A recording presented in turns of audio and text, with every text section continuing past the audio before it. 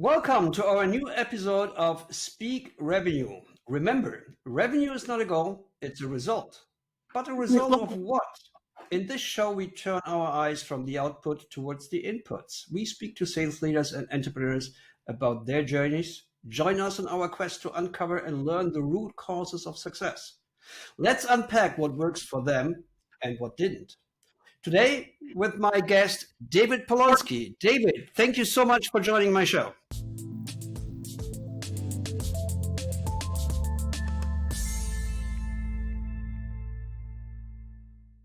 Thank you, Stephen. I'm happy to be here. David, I'm super excited to have you here. We spoke a little bit before the show. For our audience, real quick, who are you, what do you do, and why are you so successful? That's a great question. I guess I'll take that as a compliment. I am David Polansky, as you just mentioned. I am the head of North America for a company called FundApps. And one of the things that we have done with FundApps as one of the early employee years ago, we've grown it into one of the dominant RegTech companies globally. And we embraced our niche, as I like to say, and we're now counting many of the largest asset managers, hedge funds in the world as clients. So I'm excited to talk about that today and about our journey and how we're able to grow how we did. In a startup type of way, what problem do you solve? Yeah, so we focus on regulation. It's one of the fastest growing. So we're in the fintech bubble. RegTech is one of the fastest little areas in fintech. And what we do for our clients is we look at global regulation. So our clients are some of the largest hedge funds, asset managers, pension funds, sovereign wealth funds, et cetera. But they all have the same problem. The world is getting increasingly complex with regulation. So if you're investing, as your pension might do across the world, having to comply with Japanese regulation versus Moroccan regulation versus American regulation is increasingly difficult.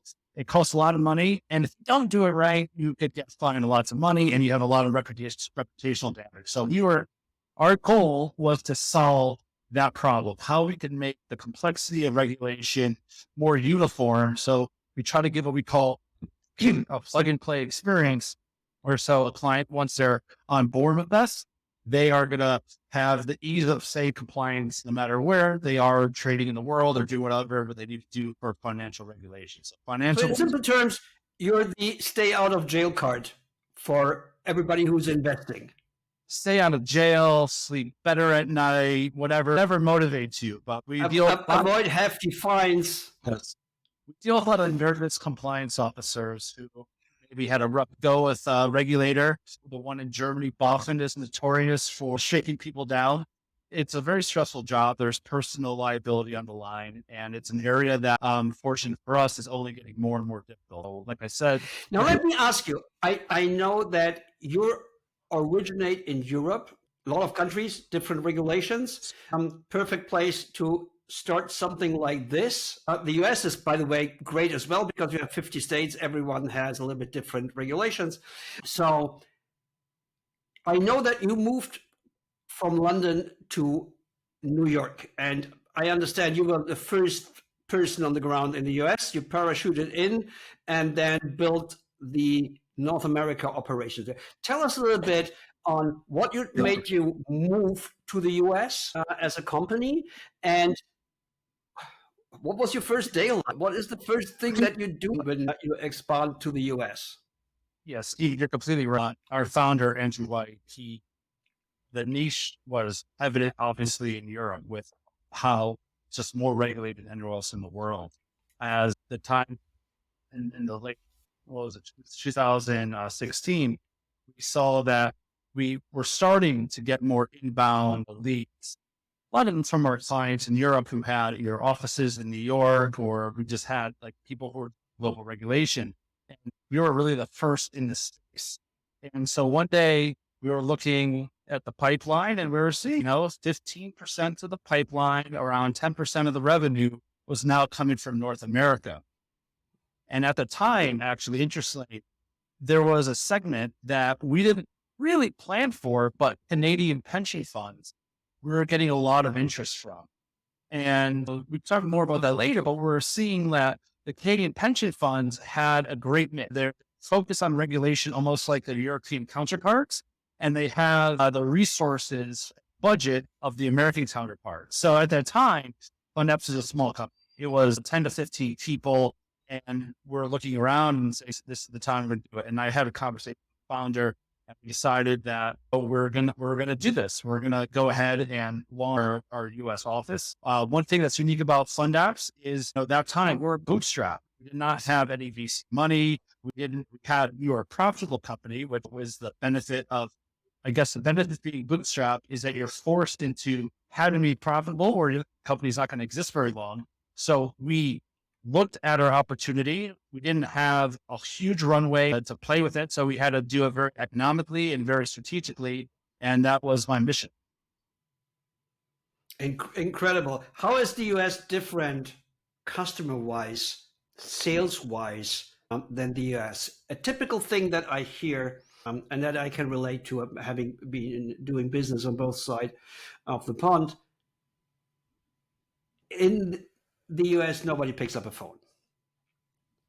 I have friends who secretly admit we do triple tap. We just call with an unknown number 3 times in a row till people think, Jesus, something happened to my kids in school or so, and pick up that number. And it's very difficult to come back from that. How is the US market, from your perspective, different from the UK market? And by the way, I just noticed the Queen behind you.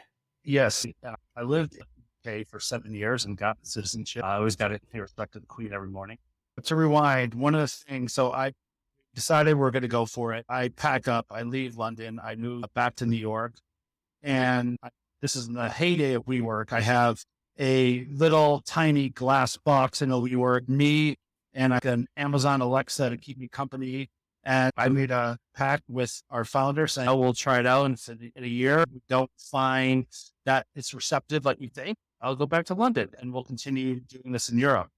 And we learned many things. So one of the things is, and then talking to our client, a chief compliance officer, who's like our main target, they might get 700 cold emails a day. They show me their Outlook sometimes, and it's just absolutely bizarre. Like, I don't know how you could do business if you have 700 direct targeted messages per day. Similarly, obviously, they all employ personal assistants now to be able to help them with the flood of cold calling. So yes, that's certainly a challenge.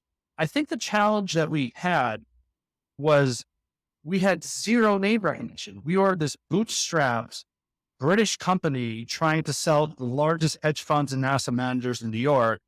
And besides our clients who loved us, no one ever thought about this before. Everybody's doing this in Excel. And so who was our biggest competitor at the time was Microsoft Excel, which everyone had for free. And they had some IT person who would build macros. And so when I went in there selling a not cheap product, I was oftentimes a 6-figure product per year. You feed to somebody that they in their head, they're doing it for free right now. Let me dive in there. Let's stay very shortly with the pricing. What's your ACV? So I would say like 150, 200 USD per annum. Okay. Just that the audience can go the type of customers. Please keep going. So we learned quickly that the audience in the US, so we're actually booming in Canada. Every Canadian pension fund acted within 18 months and were super receptive to our product. And that was fantastic. However, in the US market, which is the biggest financial market in the world, we're not seeing the traction that we were hoping for. And so this required a lot of working very closely with our product team, rethinking our pricing model. So my background is in product. And one of the things that was useful is that I don't have a very traditional sales background, but I was able to work very closely with what we thought was our target client, our target prospect, understand that it was slightly different what they were after versus what I was doing in Europe. And so being able to relay, and not to get too much in the week, but be able to relay that feedback to the product team, being able to look at our pricing model. And one of the quick thing that we noticed right away is that in fintech and regtech in Europe, they have a very much based off of AUM style pricing model. In the US, people are allergic to that. They do not want to be judged on their AUM as assets under management for people in our industry. So the US, they're much more used to per seat models or per transaction or usage models versus in Europe. However, this was a completely different style of how we were doing our business in Europe. And while we weren't ready to go completely to that US model, we had to rethink and find a way where we could prove that we were not simply looking at one data point, but reflecting on all the data points and changing our model for that US market. So that was one of the biggest things of our go-to-market plan is rethinking both the products, rethinking the pricing, and also trying to find a way to use those kind of key core clients that we had to help spread the word in the US market. How did you do that? So what we found is, again, this might be niche to our industry that we're in, but when we're dealing with compliance, they are interconnected. All these companies, they all have like giant WhatsApp chats in every city where these compliance officers all use as like almost like a therapy session. So we found out that it is quite closely connected. It's not as competitive. If you go to a hedge fund in London versus a hedge fund in New York, the traders, front office, they're going to be quite secretive about what tools they're using, what they're doing, because they're looking at slight advantages over one another. In the compliance world, what we found was that they actually are quite collaborative because this isn't an area that you're trying to like get a slight edge. You're all trying to stay out of jail, not getting fined. And so when they find a good product, we found that that was our best source of spreading the word, was that they found this product that solved a very critical niche. And so we try to help them promote that. So in conversations like, oh, do you know anyone who else might be good to speak with? And I guess this is a testament that we have a very strong product, was that people were actually more than willing to help us be part of the growth and the journey. So doing reference calls was huge, and being able to have some blue chip names here.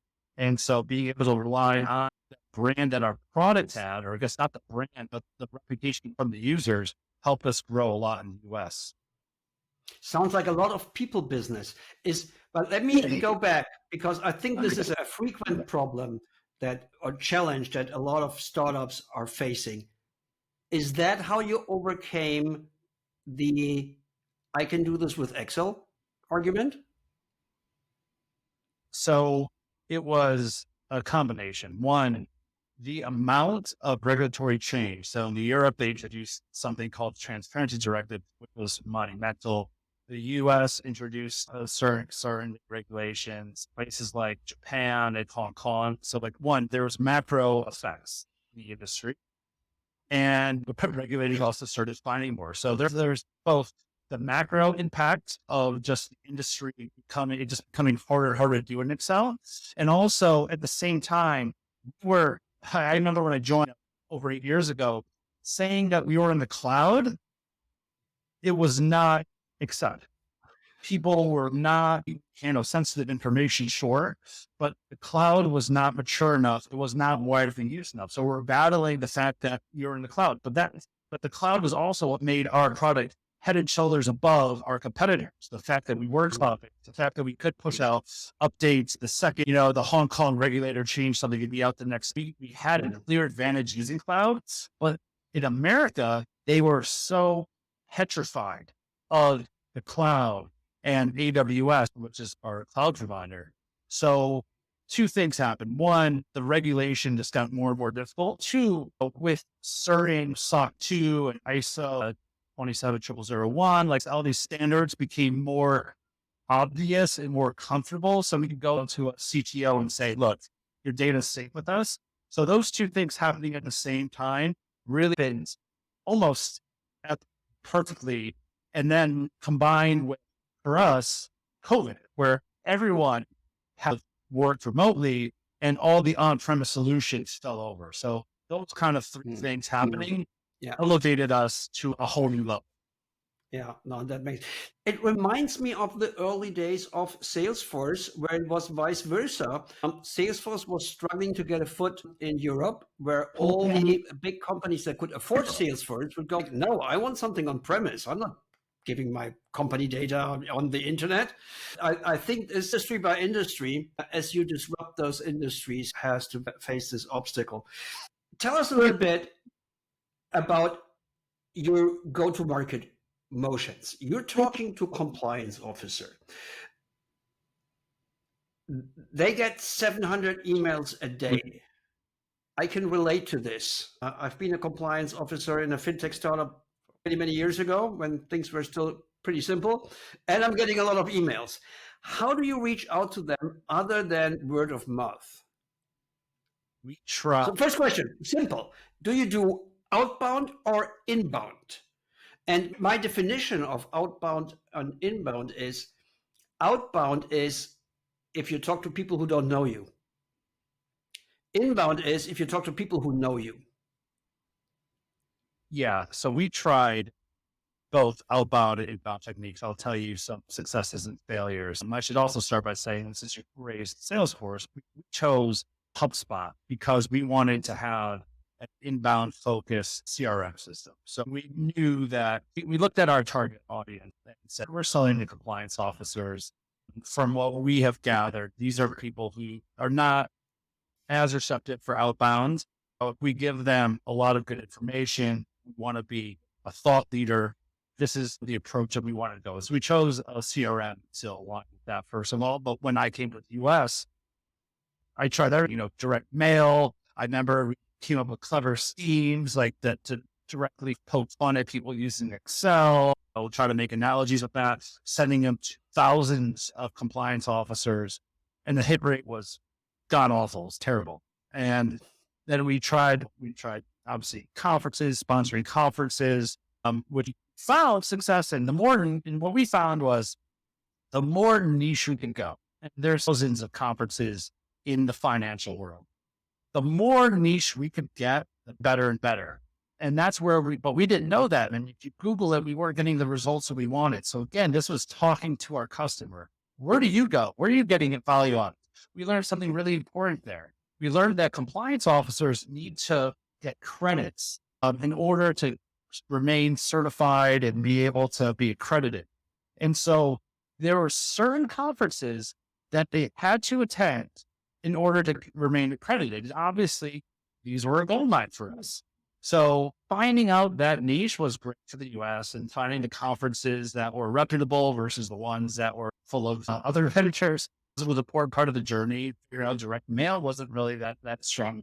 So for us, it was building our reputation in our niche. And I mentioned at the beginning, I'll be proudly niche and being able to talk in depth and really technically, because I didn't have a sales engineer at the time. We had a sales engineer in Europe. They're gone half the day from my working hours.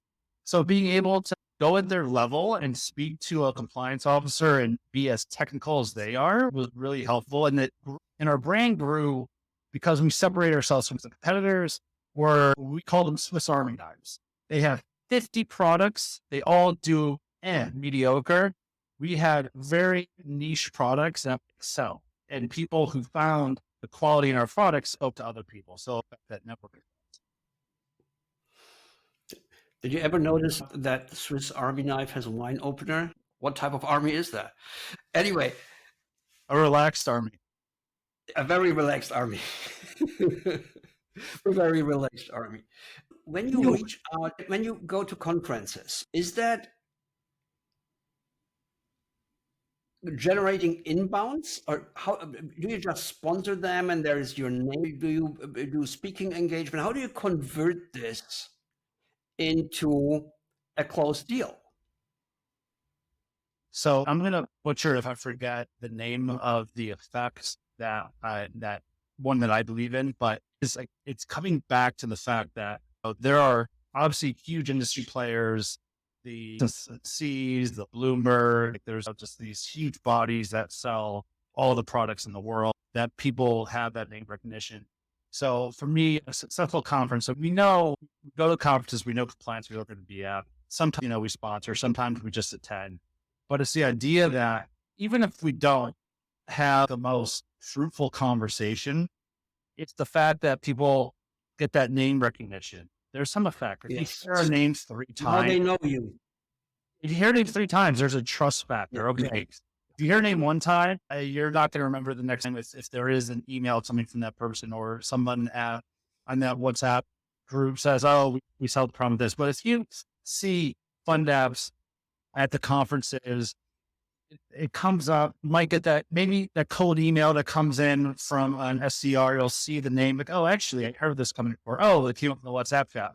Once those different parts of your brain start recognizing the name of the company, it does have an impact. Well, that's why marketing is so important. That's why people spend billions of dollars on these ad campaigns at the Super Bowl or wherever else, is they understand maybe it's not just having a conversation where you're able to do your elevator pitch, but you're getting that name recognition out there as well.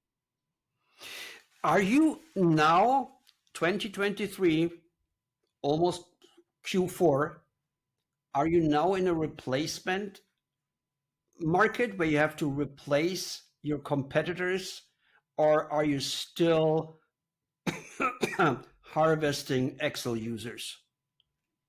Excel, the Excel days are done. I very rarely hear about people using Excel anymore. Every like once a quarter, thankfully. So what that's been explained is that's been placed by people using what I call Swiss Army knives. A reference where it's like they have a system for their bookkeeping that does their trading, that does this, and has a little compliance component. They might use that one because it's cheap and it's part of their infrastructure, but it's not built for purpose.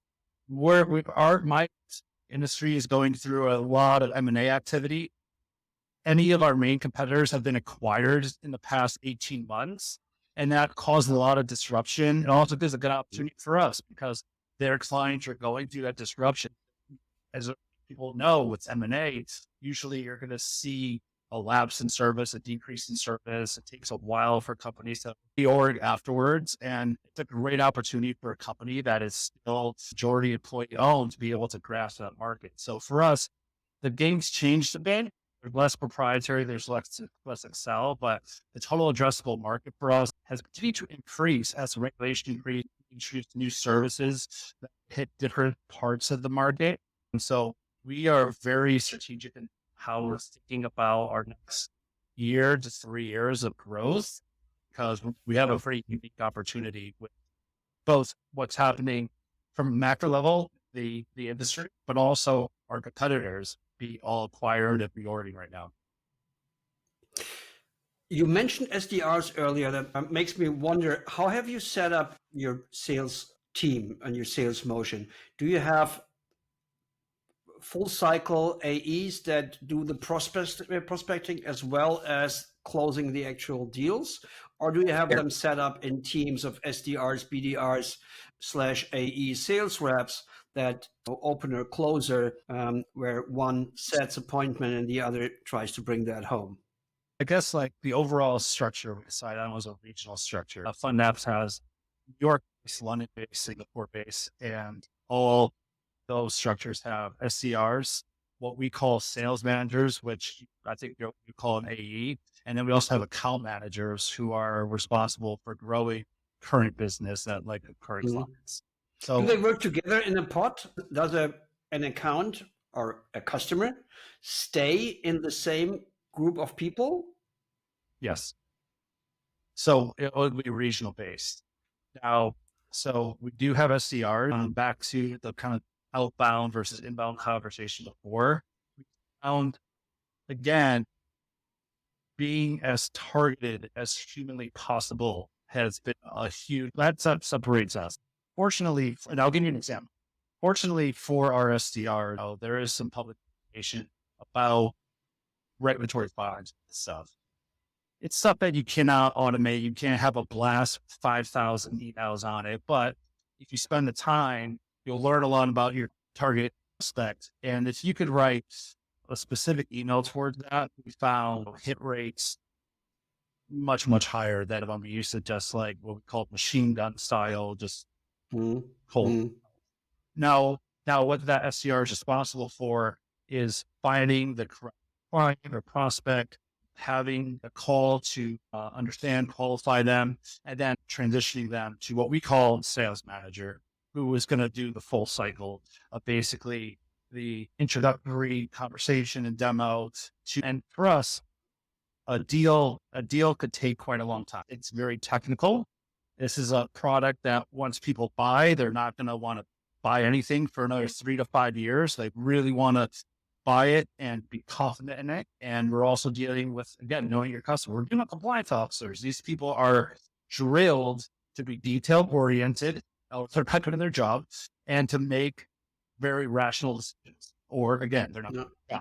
So you're not going to, obviously there are situations, someone gets a big fine, they might be going a little bit quicker, but for most people, it's a very deliberate process. And so that's where the sales manager or AE comes in, and bringing in sales engineers. We try to tailor the process very specific. So if we're talking to somebody who their strategy is very Asian, their New York hedge fund that's very Asian focused, we're going to tailor it as much as we can as well. Let me put this together. You're warming them up with brand marketing by attending all the niche events and try to be there, speak engagement, but also just visiting and handshaking and having the small talk in the lobby. And then you hit them with a mix of cold call, email, follow up, and you schedule demo calls. And then you take it from there. And is there an expand motion after you close them? Is this a land and expand? Or do you hit them with six-digit numbers for month one? Yeah, that's mostly right. And it's a mix of inbound, outbound. Again, that network effect. What we found is mostly everyone in our network is connected. So if I'm talking to somebody in California, they're definitely connected to one of our clients in New York, which is something I couldn't do 10 years ago or years ago, but now we have it. So, asking our clients, that's the important part of keeping the current clients happy, is that you can ask them to do that. So that's it. But once they do, usually we have a flagship offering, and then we have other services and things they can add on afterwards. And that is relatively new to our business. But then it gets handed over to what we call account managers, and the account manager is part of the land and expand. And that is something we saw. We recently passed 50% of our client base are now taking more than one of our products, which 3 years ago, that number probably would have been 10%. And now over 50%.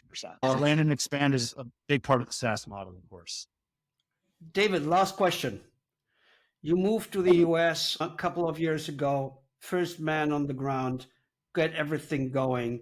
Looking back, if you could send a message to yourself on day one, landing in New York, what not to do, what would that be? What not to do, what would be to change expectations of how a go-to-market products process works, understanding how much pivoting and adjusting and tweaking requires, all these things like that disaster direct marketing campaign where I funny mentioned corkscrews and Swiss Army knives and all these wines. That direct campaign, it was a FundApps branded wine opener saying, wouldn't open a bottle of wine with a rock. Why are you doing showing disclosures with Excel? So it was an Excel wine. So funny theme that you actually touched on. Those kind of things, understanding that it's not going to be an overnight stay, especially working in a niche, and understanding that what worked in Europe is not going to work in the US, it's not going to work in Asia, and that you have to, going back, it would have been earlier on, just talking more and more with the US clients, understanding the differences with the European client. That would have saved us some time, for sure, but it was a really important exercise to do that the way we did that. Expecting things, there's no quick success is the thing. So when we're building forecasts and targets for the US, I just assumed that everyone and their mother would have instantly understand the success of it, but it was slow. It was like a virus. So Canada worked this first, and then slowly it hit New York, and then California, and we have a little bit of South Americans. Like understanding how network effects work and understanding that anything, and some companies are fortunate. They have, fortunate and unfortunate, they have a ton of backing VC money. They get throw so much money at problems. Doing it as a bootstrap company, you just have to think about it, things differently. You can't take huge bets. You just have to tweak and see what's heading and being able to look at how many times I looked in HubSpot at reports of either from marketing efforts or looking at like why deals are going slower and just understanding the tools to try to ourselves more efficient. I think the common message from all successful people I had on this show is there are no shortcuts. David, thank you so much. All right, everyone. That brings us to the end of this episode of Speak Revenue. I thank our guest, David Polansky, for joining us today and all the super valuable insights that he shared with us. A huge shout out to our listeners. Your support means the world to us. Please remember to check our website at speakrevenue.com for a full transcript and additional resources. And if you enjoyed the show, please leave a review on Apple Podcasts, Google Podcasts, or wherever you go for your listening needs. It really helps to get the word out. Follow us on LinkedIn, Insta, and since yesterday also on YouTube. We'll be back soon with another great guest. Until then, stay curious, keep listening, and stay safe. Talk to you soon. Bye.